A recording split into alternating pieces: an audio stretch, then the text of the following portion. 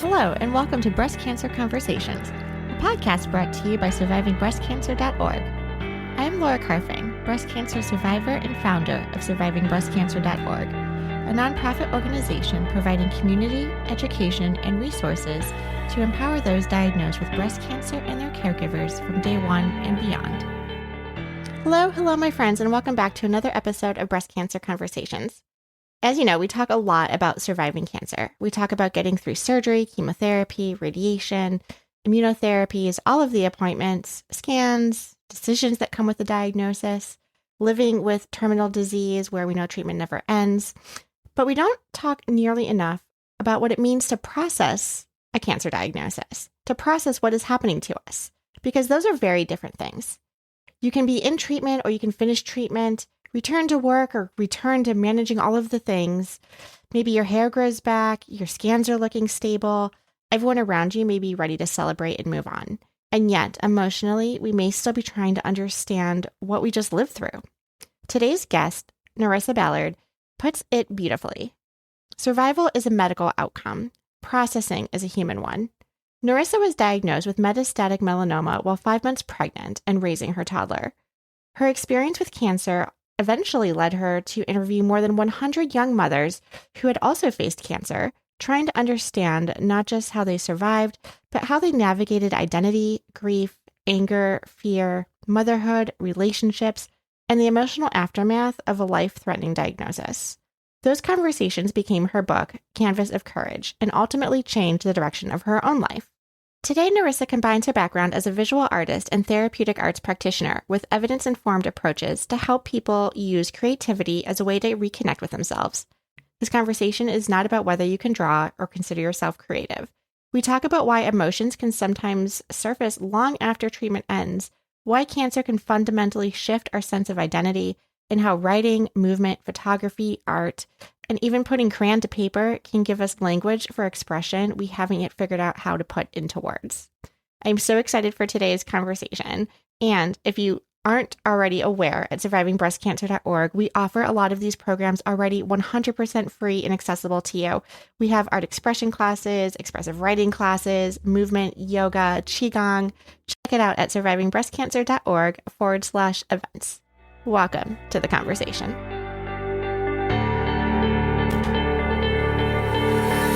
My name is Nerissa Balland, and I'm calling in from Fort Lauderdale, Florida. I was diagnosed with metastatic melanoma while I was 5 months pregnant and already raising a toddler at home. And like so many people facing a life-threatening diagnosis, my entire focus became surviving. Yes. But as I was moving through treatment and in the years that followed that, I realized that surviving and processing what had happened were two very, very different things. And cancer doesn't just happen to your body, right? It happens to your sense of who you are. And although my body was healing, I didn't recognize the woman looking back at me anymore. And that realization made me very curious. Was I the only one who felt this way? And that question ultimately led me to interview more than 100 young mothers facing cancer. And when I say young mothers, just to define that for our group, it's really women between the ages of 20 to 40 years old. And so while many mothers may be diagnosed with cancer, my focus was really on the mothers who were actively parenting dependent children who were still home in a different stage of life versus maybe empty nesters. They're still mothers, right?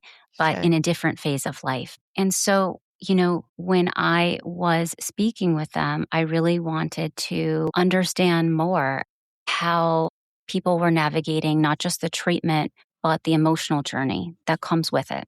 And so those conversations ultimately became Canvas of Courage, but that also changed the direction of my life. So today I combine my background as a visual artist and a therapeutic arts practitioner with evidence-informed approaches to help people reconnect with themselves through creativity. That's beautiful. And I want to back up to what you said at the beginning about finding that you were diagnosed with cancer while 5 months pregnant. Mhm. I cannot imagine the devastation and everything going through your mind at that time. Can you take us back to that moment? How did you discover that you had cancer and being pregnant? I mean, that brings on so many other emotions and I would say even side effects too, like going into pregnancy. Yes. So there are a lot of layers there. So in 2016, I had a mole or a growth, we'll call it, on my back. And it wasn't the first time I'd had it. I actually, when I was pregnant with my first son, my children are roughly 2 years apart, I had noticed when I was pregnant with him, it would have been 2014, that there was something there. And it was not something I'd had before, but it didn't really bother me, but I just noticed it. And after I had him, I went to the dermatologist, who was also my son's godfather and a good friend of our family, and we removed it. And 6 months later, it grew back. Same place, wow. same location, nothing funky looking, just a little odd that it would grow back in the same spot, same place. So we went again and we removed it.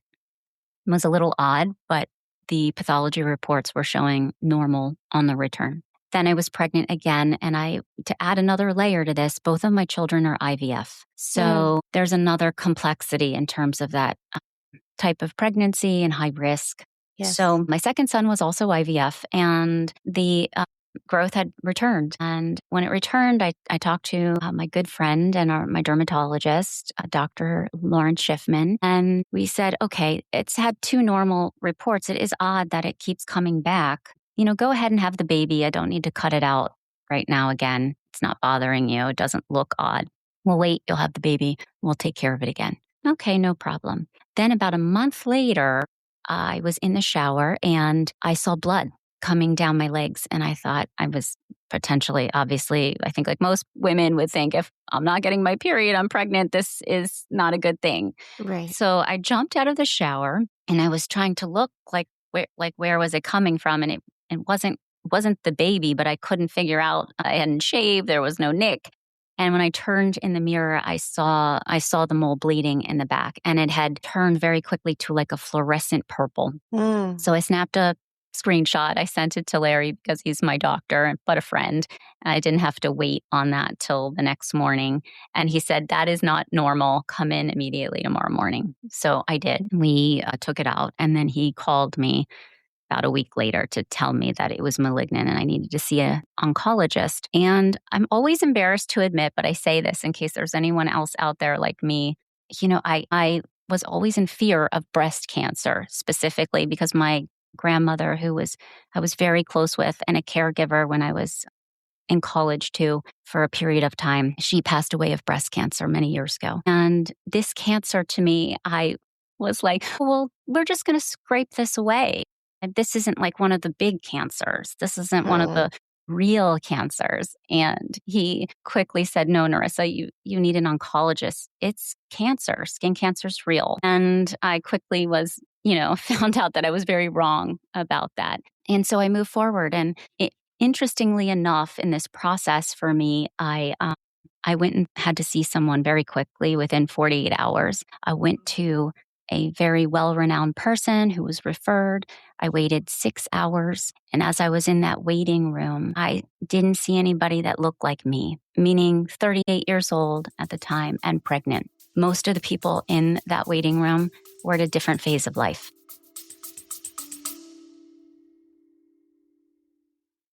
I want to take a quick moment and tell you something I'm really excited about.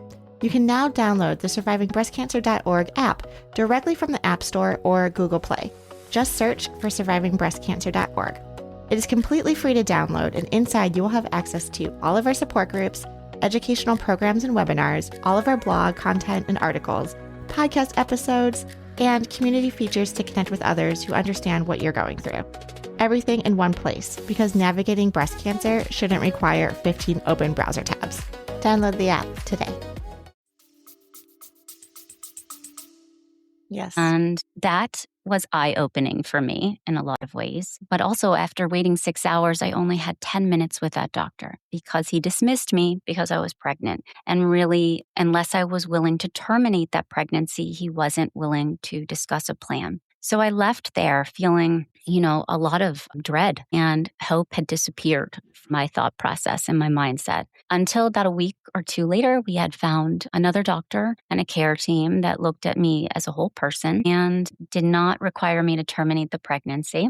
But we had some options. And then at that point, we had a plan to move forward. And I did have my son. my second son. His name is Teddy. He is now 9.5 years old and full of personality. Yes. So, Well, thank you for sharing that background and that story. I think you're right. With all of these layers, it's with everyone's story, it's very nuanced. And to navigate these decisions, knowing to advocate for yourself, finding a care team that is really there to help and support you is critical. So I'm really glad that you were able to find someone to work with you and your goals and your values for getting the treatment that you needed. yeah. So I wanted to ask, so again, congratulations on your 9-year-old now and everything that you've been through. How do we go back? And you started talking a little bit about like therapeutic arts, right? And so you've gone through all of this, what I like to call like health trauma, having to navigate not just pregnancy, but IVF, finding out you had malignancy. You touched upon, losing your grandmother to breast cancer as well, and having to take on the role of caregiving. I think now we're much more aware of our emotions, at least some of us maybe.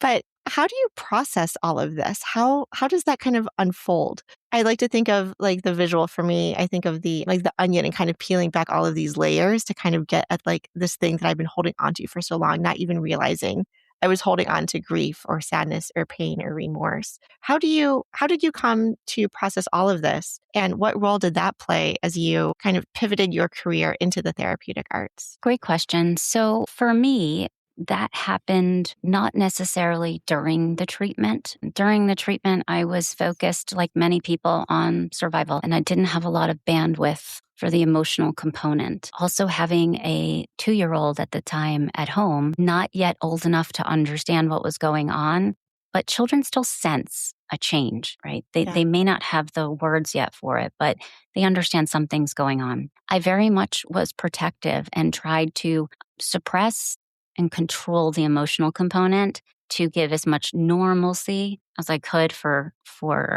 both my children, but specifically the 2-year-old who was a little older than the infant. But what I will say is that what started to happen as I was no longer in treatment, and so for our listeners, the treatment for me at the time, I had several surgeries right after I gave birth and nuclear medicine to trace where the disease had gone so we could try to follow it. And I had 8 months of immunotherapies, and then the cancer had returned again. And when the cancer returned again, I found out I was pregnant naturally.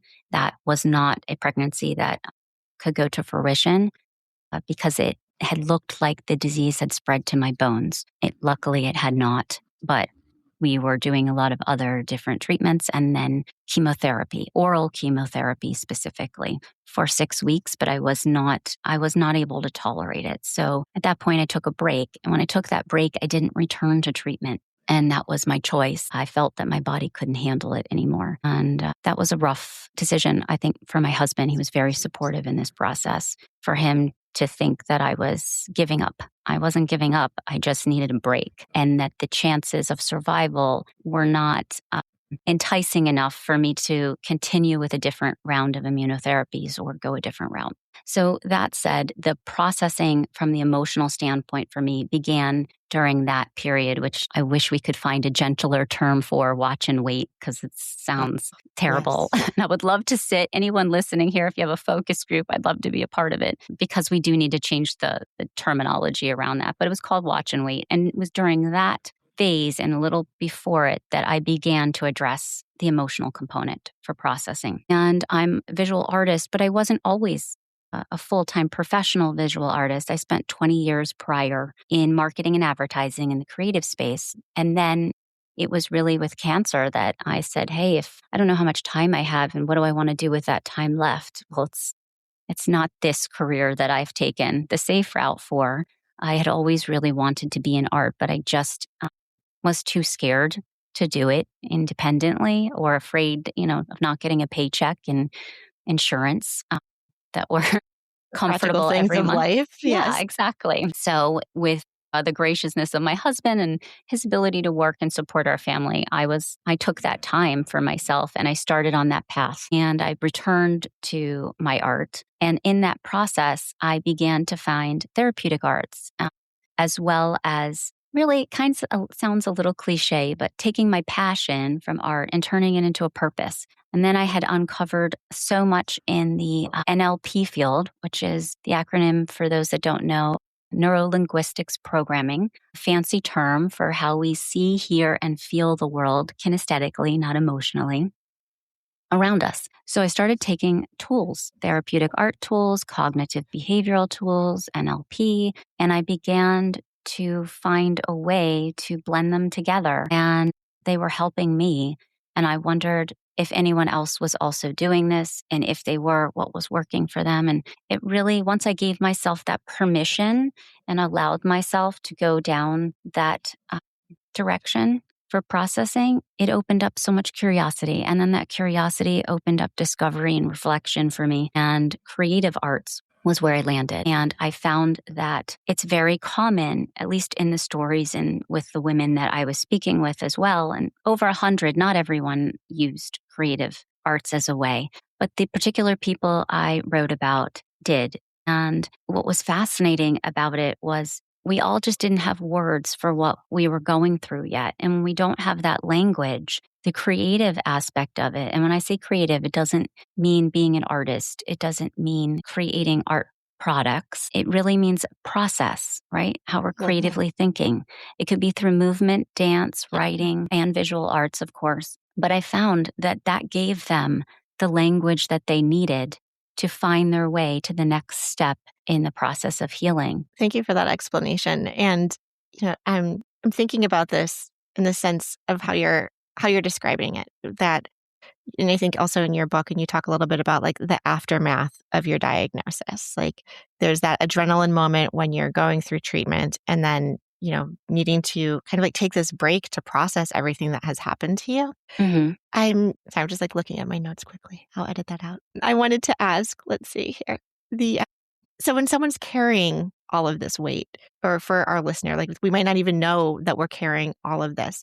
What does it mean to like, I guess, process? How do we know like what is not processed? How would I know that I need to process something? Okay, so I would look at it like, well, first I'd say that survival is a medical outcome, right? Processing is a human one. And then before I dive into really answering that question for you, one thing I'd like to answer, because I do think sometimes when people are listening to conversations like ours, it can get confusing, and it can also get very overwhelming to think another thing I have to take on during this process to try to heal or deal with my situation or myself. And what I'm here to say is that, for instance, just think for a moment before we dive into the processing. If you were to tear your rotator cuff and you had to go to the hospital and you found out that you need surgery, but they're going to give you some equipment, also like a sling or some kind of cast, and you're going to need some pain medication. And afterwards, you're most likely going to need physical therapy.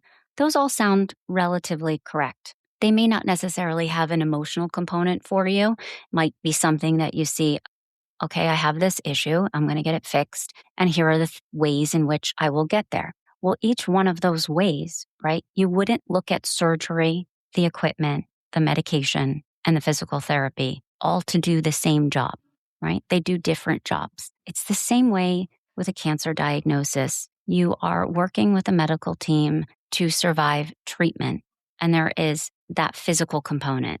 Then there's a whole other emotional component that is happening at the same time. When you're ready and when you give yourself permission to understand that there is more to process, then you move into that. So there are a lot of modalities I tend to use, and what we're talking about today is creativity as a way to peel those layers away for you. And it might not be for everyone, right? But if you haven't tried it yet, you may not know. So the concept of processing is, and often this is why people will take on exercise or yoga or Pilates. They begin to find a feeling in their body first. What isn't feeling great, right? And we always start a lot of these practices with closing your eyes, noticing tension, wherever that may be, or noticing pain or any type of feeling that may not be ordinary in ourselves. That's the first inclination. And do I feel off, right? Sometimes it can be mentally too. That doesn't have to be just physically, but finding something that doesn't feel true to who you are without that. That's the first point. The second is know that if you are going through cancer, there is a lot of processing that has to happen. I don't want to be the bearer of bad news in that way, but it's true and it exists. And when you recognize that, you can start to heal. And healing, as many people say, is not linear. It's a journey. It's actually, I have found it doesn't end. I am 8 years NED, and you might go, wow, but I still have moments where that PTSD comes in, or when my kids come home sick, I start going, oh God, I don't want to get sick, or when I get sick, thinking I have to talk it down the list. It's not cancer. I have a cold. The kids have a cold. Like, it doesn't need to be the first thing that I move to. And I'm just sharing that because it does happen for years. But what happens now is I don't freak out over it. I have the tools. If it creeps up, and it does, with all the work that I do, it still creeps up. I just remind myself of all of the modalities and tools that I have learned to process in. But that feeling initially comes when you listen to yourself, when you listen to your body, when you listen to your thoughts and you don't ignore them or push them aside or suppress them. That is there. That's the first clue in the awareness portion for processing. You are so validating. I really appreciate this conversation because so much of us, when we're going through cancer, we don't know what we don't know. This is not normal for us. We have not gone through this before. My husband loves to tell the story when I was diagnosed early stage breast cancer and finished my active treatment. And I was commuting to my job at the time, driving down the highway, and it was beautiful sky, probably May in Boston. It was very lovely. We're out of the winter. And I just start crying for no reason. I don't know if there was a song on the radio, I don't really remember, but just bawling in my car. And I pulled over, I called him. I'm like, I don't know why I'm crying. I have all these emotions. My mascara is running. It's 8:30 in the morning. I'm supposed to be at work. I'm a mess. And he's like, snap a picture and post that to your breast cancer community on social. And I pulled over. I'm not driving and texting, don't worry. But, everyone starts chiming back in oh my God, I was a mess. I felt that way yesterday, or that was me last week, or I have all these emotions that just come out of the blue and out of nowhere. And I think that's, again, being more attuned to this isn't my normal state. Something is still I just don't feel well and I don't know what it is. And when we started offering some of these modalities like expressive art or expressive writing classes through survivingbreastcancer.org, we hear a lot of times too, oh, I'm not an artist. I could never draw. I'm not a writer. I don't want to write. And I have to encourage people, it's not about being an artist, but it's about experiencing this modality to kind of break through what you are feeling.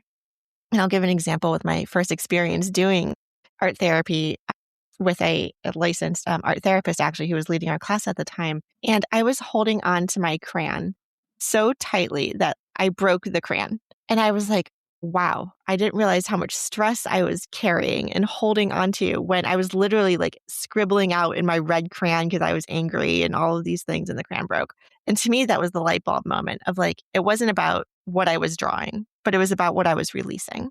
And I think that was an opening moment for me. Yes. Well, I love that story, and I'll segue a little into that. And I think I actually wrote an article for your blog, Broken Crayons Still Color. And it's a phrase I use a lot. I don't believe that people are broken, even though I use that phrase. I love it because it's visual and people can understand it. But I do believe that people are unprocessed. And when I say broken crayons still color, there's nothing like getting a fresh box of crayons, opening them up and using them.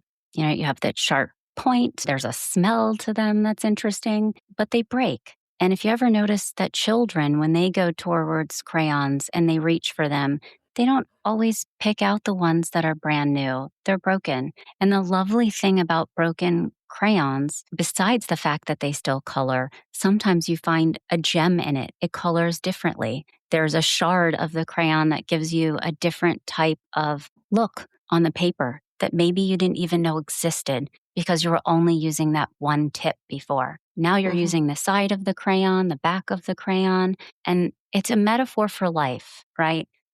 We don't move, regardless of cancer, any adversity, anything that you come across, matter how large or small it is. We can't always approach every situation the same way. So it's actually quite beautiful when you broke the crayon and it gave you that moment to realize that. And the picture, I had a very similar experience with a photograph as well. And what I'd say what's fascinating in that moment is you're documenting not your cancer, but you're documenting a moment of your reality that can stay there and it's unfiltered. And I say unfiltered because we live in a world where we filter all of our photographs now, and some of them aren't even real. They're AI. So you're not even taking that photograph. But we live in a very filtered experience of a world.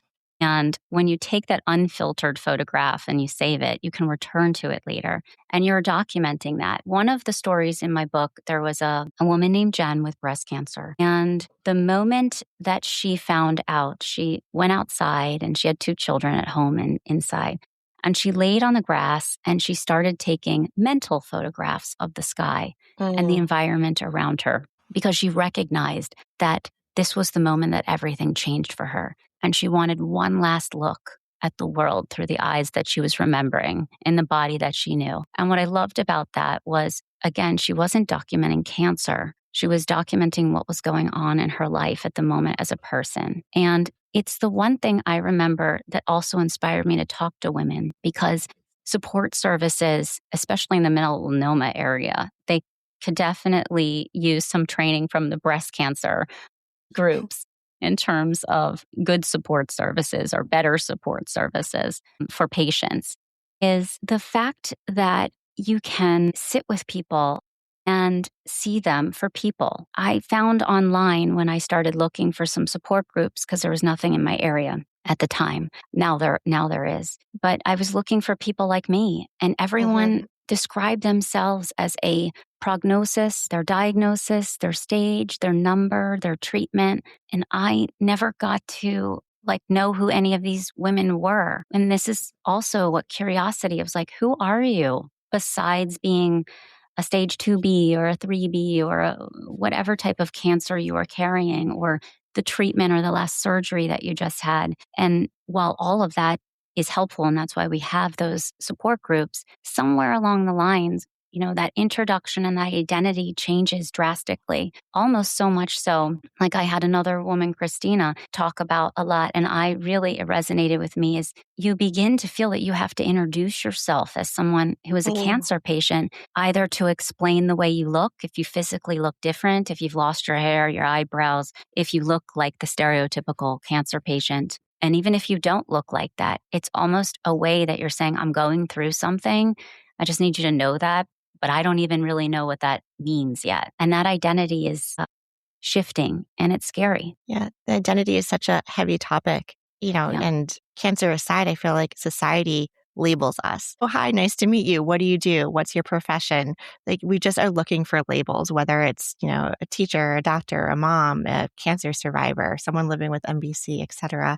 We're full of labels. And when we can start to kind of shed the labels that are either being projected onto us or the way in which we see ourselves, I think definitely has a huge shift. This comes up, I think, a lot, and sometimes it's the physical that you're describing, like loss of hair, loss of eyebrows, like whether I say it or not, I'm clearly going through chemotherapy and have lost, all of these things. But as I'm meeting new people who might not know my background, when do I choose and share and tell them my health history, especially a cancer diagnosis, or when we want to be so coveted around our health data? And then the other side, I'm on a podcast. Everyone knows that Laura Carfang has had breast cancer because it's just out there. However, it's still something like, when do I bring it up with people? Especially like when new neighbors move in. Hi, my name is Laura. By the way, I had breast cancer. Like, do I tell people? Do I not tell people? So the identity piece and how much we want to associate or disassociate with it, I think, is really important. How do you personally navigate that? Well, I would say that with time, my response to it has changed. In the earlier years, when I was still, I would say, closer to watch and wait and thinking, oh God, it's going to return. And by the way, that feeling starts to that gap widens more and more as more time goes by. But in the beginning, I felt the need to work it into every conversation. And it's funny, I'm not sure why I felt that way, but I felt like I needed to. Where when I was diagnosed, I didn't tell anyone for some time. I mean, I was working full time, so I did have to tell my boss and some higher ups that I worked with, but the rest of the people I work with, my team, I didn't want anybody to know. I was almost embarrassed, like felt like a scarlet letter. Also being a new mom and having new mom friends and mommy and me groups and stuff. I didn't want anybody to know because I felt like I was going to be looked at as either you poor thing or something was wrong with me. And I wasn't quick to advertise it until at a certain point I was. And I really began to say, hey, I want to ask for some prayers in case this doesn't go my way. So in that sense, earlier on, I felt a need to constantly identify that way. As time passed with each year, slowly I didn't have that need. And I had moved twice during this process. So I was meeting new neighbors and exactly like you said. And then I had also left my job in 2018 to take care of myself. I was in, more of a high pressure type of job and I needed to focus on me and my family. That too brought an identity shift where I thought, well, if I don't explain the cancer, they're just going to think I'm a stay-at-home mom, and that doesn't validate me. And this is, by the way, anyone that's a stay-at-home mom, it is a very rough job. It's a lot more hours than a lot of us when we go to work necessarily. So, yes. And I know because I've been that. I've been on the other side. And I didn't have to identify, is my point, as much as more time passed. And I became more comfortable and understood that. And when I started to allow that processing to happen for me, and when I was healing, more on the emotional space and working through that, I wasn't just working on, and I think this is actually a really important point, not just the processing of cancer and where my identity shifted, but before cancer, there was a lot I wasn't processing. I was a workaholic, an overachiever, and I was never present in the moment. But I really didn't pay attention to that because I thought I always had time. And I was young and I was 38 and I thought I could handle it all. I could be a mom and I could work full time and have it all. We could have everything. Absolutely. We can. If as long as we work hard enough, we'll have it.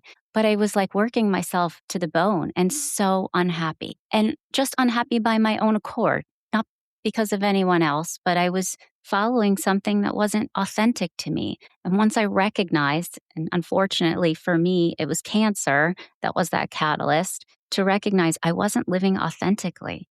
And time is limited and it's precious. So, what do I want my legacy to be? And what would I like my children to know about me if they're not really going to know me since they're so young? If I pass away, it's only going to be from what they hear. And that set the tone for me to change everything, the way that I identified, the way I looked at myself, the way I would present myself and introduce myself. Amazing. I'm curious, going back to your book, how did you identify the 100 women that you ended up interviewing? So when I started joining some Facebook groups, I was more of an observer at first, and then I chimed in and introduced myself on those channels. That's when I started to really see how people were presenting themselves. I put out there, like, I'm interested in writing a book. If you're interested in sharing your story, I'd love to interview you. This was at the beginning of 2020, and soon COVID hit, so everybody was home, and I had a lot of interest in people wanting to share their story. And one thing I'll say, I was shocked at how many, because at first for me, I thought, I don't know that I would want to share my story. It was cathartic, I found, for women, and it was an interesting process. So I put it out there on Facebook groups that I was doing this, and you could DM me or email me. And I just started setting up the interviews, recording. I had a set of questions, and it was eye-opening because, when we go through cancer, it's our own personal experience and the way we process, the way we present ourselves, everything. And I really started learning about different backgrounds, people that had different types of support systems or the lack of support systems. Or I was fortunate enough to have a husband who was my biggest cheerleader and advocate and helped me tremendously. Not everybody had that.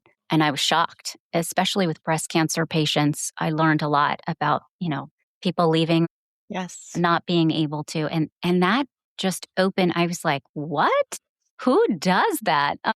And so it started to open my eyes. I also got to interview women who had children who were young, who had special needs.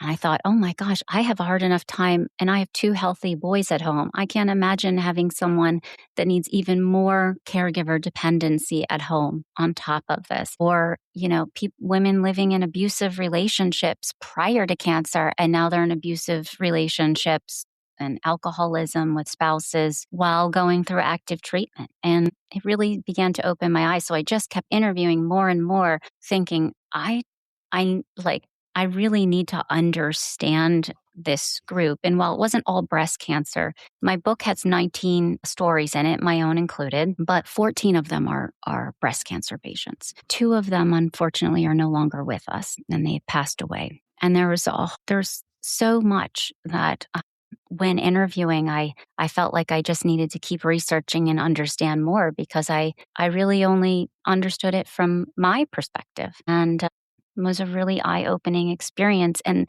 for me, the themes that surfaced across nearly every story, identity, right? Meaning making, resilience, grief and anger can sit alongside each other, isolation. I could go on. There's a rampant list, but I was fascinated.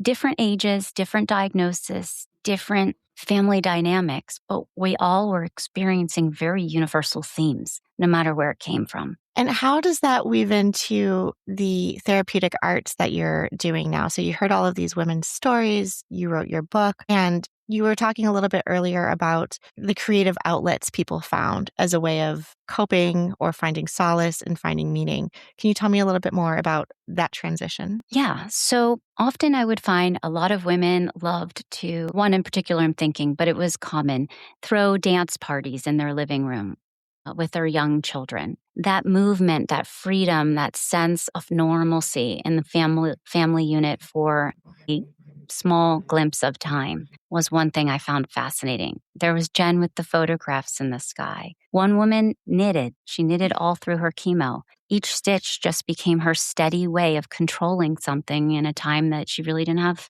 much control over if the treatment would work or not. And what was fascinating, I found with therapeutic arts, and myself included as being an artist, although I will say the funny thing, just kind of returning to the fact when you said a lot of people will say, I'm not creative, right? I hear that all the time. And I have a response for that in a moment. But when they say that, the interesting thing is, as a creative person who is trained in the arts, I have my MFA from Pratt Institute. I've worked, in creative departments from a corporate side as well, and now visual artist professionally for myself. I tended to have a really difficult time with the therapeutic art side because I had to set aside techniques and learning and understanding materials and knowing what materials are cheaper and don't work as well versus the high quality performance materials as an artist, and always focused on a product. I'm focusing on what do I want to communicate? How beautifully can I communicate it? And this is a very different thing. This was not about the product and I didn't need to know what I was communicating. So as soon as I kind of started taking some of those programs myself, I began to understand, but it was really hard to let go of my trained mindset to say it's time to unlearn everything you learned and focus on this. So that actually I found harder. But for somebody that also says they're not creative, think of it this way. Creativity is since the beginning of time, right? It is a communication tool. And it's not necessarily an artistic tool. If you think back to the caveman days, we used to draw stick figures on walls to explain something when we didn't have the language for it. It's very common. It's in our DNA and our ancestors' DNA. Everybody has some sort of creativity inside of them. So I ended up going down that route in the therapeutic area. One, because I love art. Two, I was trying to find a way to unlearn it and get comfortable with being uncomfortable in those spaces. I'm not sure if I went on a tangent there, and that makes sense.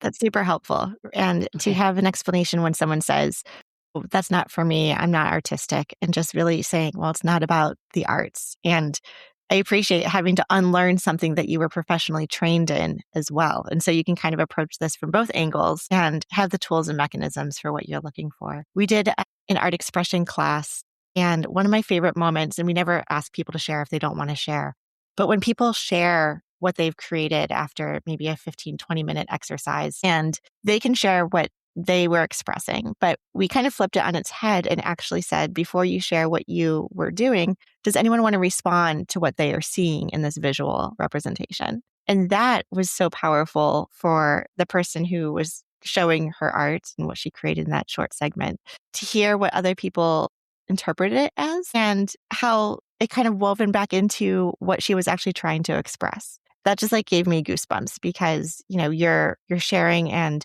having other people bear witness to what you are going through, which I thought was incredibly powerful. Yeah.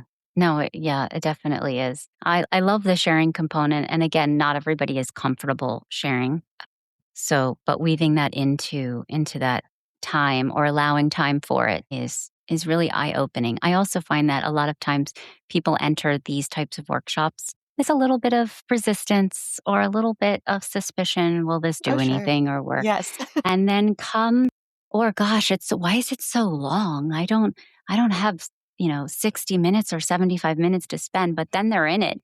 And then they're like, oh, we're done already? It happens every time. Can we have a little more time? So I always feel like whenever I am working with an organization or a group that I'm like, let's just make sure to secretly add on another 15 minutes or so that we have space for in whatever the platform or the actual physical space we're in, that we don't have to get bumped out too quickly because it always happens without fail.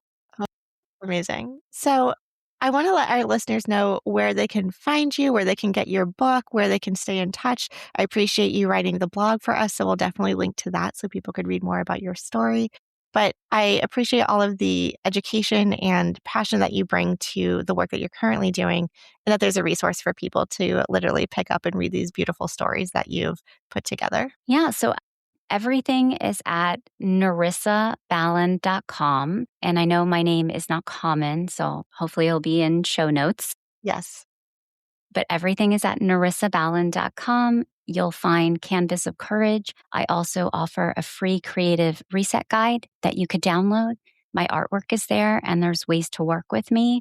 And you'll want to watch out for, there is The Curious Curator that's coming out this mid-August on Amazon and Barnes & Nobles, and that is a creative companion for simple creative practices. Beautiful. Well, thank you, Nerissa, for sharing your time with us and our listeners today. It's been beautiful speaking with you. Thank you. Thank you for having me. And thank you, everyone, for listening to our show. I would like to acknowledge that all of the information on our podcast is from personal experiences and is not a substitute for professional medical advice. You should always contact your medical care team. If you are looking for specific topics or would like to be a guest on our show, please feel free to reach out. My email is laura@survivingbreastcancer.org. Our show is made possible by our nonprofit, survivingbreastcancer.org, and by our incredible donors like yourself. You can hop on over to survivingbreastcancer.org to sign up for our mailing list, make a donation, and explore the 400+ programs we offer each year at survivingbreastcancer.org/events. Until next time, keep on thriving.